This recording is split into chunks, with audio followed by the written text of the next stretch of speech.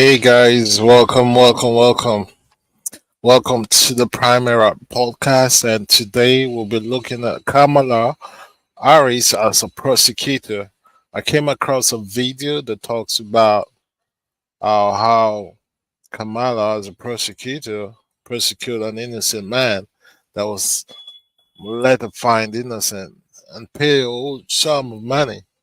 Um, Welcome, like this video and subscribe. Even as you watch, sit back, relax, and enjoy the video. Thank you.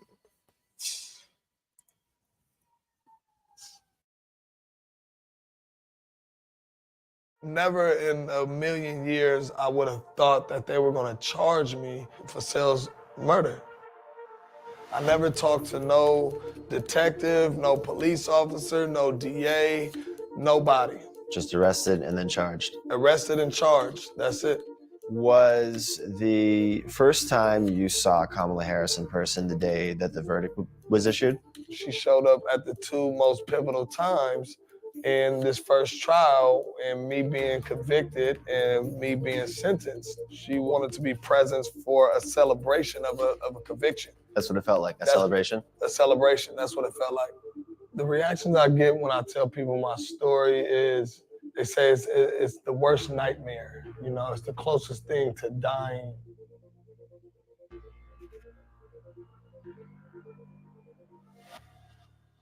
Jamal, I'm going to read you a quote real quick. The job of a progressive prosecutor is to look out for those overlooked, to speak up for those whose voices aren't being heard, to see and address the causes of crime, not just their consequences, and to shine a light on the inequality and unfairness that lead to injustice.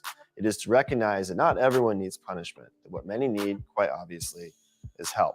Kamala Harris wrote that in her book, The Truth We Hold.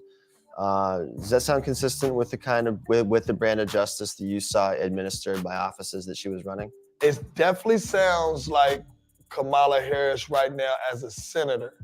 But at the time of her being the head district attorney of San Francisco, that is almost polar opposite of what I felt and what our community felt in San Francisco. So Jamal, where are we? Right now we are in Sunnydale Projects, where I was born and raised at. Now, this isn't a place that you'll want to bring outsiders into, and a place that they don't want to go. This ain't a place that feels comfortable. It feels like you might get robbed, you might get shot.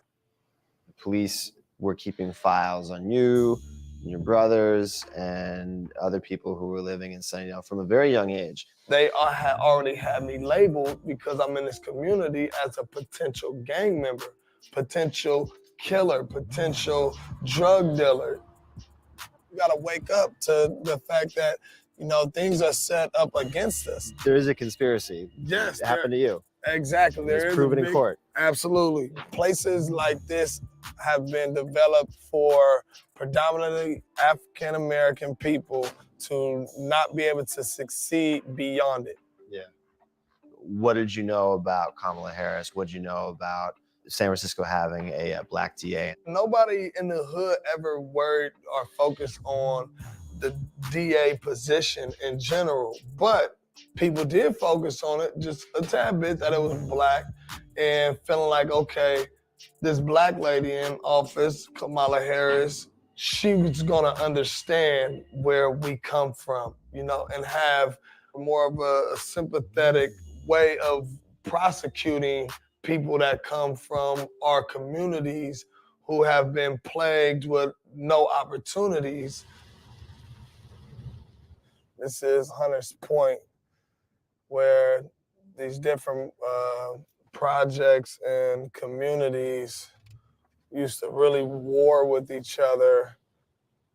Jamal, in July 2007, what's going on in your life at that point? I had recently just came off of I Love New York, and also that's when my friend Sel Kuka got killed. More than a year goes by and no one's been arrested in the case. You hadn't even been questioned. Haven't even been questioned, no. The police was still, you know, trying to get a conviction by all means necessary. When I was arrested for it, The community knew I didn't do it. And it was here we go again. See, this is why we don't trust, law enforcement, because it gets to a point where somebody who didn't do something goes to jail for it. I don't have no history of crime. What's up, what? I have a history of being around in the community, but that doesn't mean that I'm a suspect. I'm like, oh man, I'll be out within 72 hours. They're going to figure this out. They're going to clear this up. Then when you found out what the evidence was that they supposedly had you on, there wasn't much there. Can you describe what it was? They had a woman saying that she seen me kill Sel. The second witness that they had really wasn't a witness at all. She said anything that the police officers wanted her to say, and they said that her recollection of the events was extremely credible. So that's what ultimately got the arrest warrant. The District Attorney of San Francisco, Kamala Harris, appeared in the courtroom during your trial twice. Yeah, the two times that Kamala Harris showed up to my trial was when I got convicted, and also when they laid down the sentencing. When you saw her on the day that the verdict was handed down, did you take that as a bad sign? It felt to me that she was well aware about my case, and she was there to set her presence, almost take pride in getting a conviction.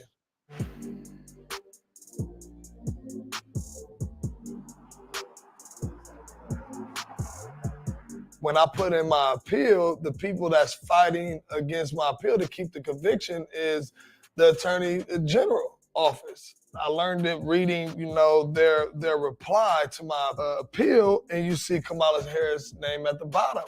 And now it's starting to feel a little personal. When you win the $13.1 million, it's a massive settlement. Did you feel like that was enough? There's not an amount that could get back those 7 years. That was 6.5 years that I spent in prison. But instead of me coming home feeling like I was a victim, I wanted to prove that I'm a survivor, and I will not let my story go unheard. I'm not necessarily saying I'm looking for an apology, but some acknowledgement from her that she could have messed up will be, of course, that'd be huge. You could have made some mistakes. You could have missed some things. For me, it was a big miss. I had life in prison. I've met people in prison that was wrongfully convicted. I want my story to be out to provoke reform ultimately. Beyond that, I want to be able to be who I want to be. I'm an actor. I'm a musician. I'm a father. I'm more than this person that was framed. I'm more than this person that was wrongfully convicted.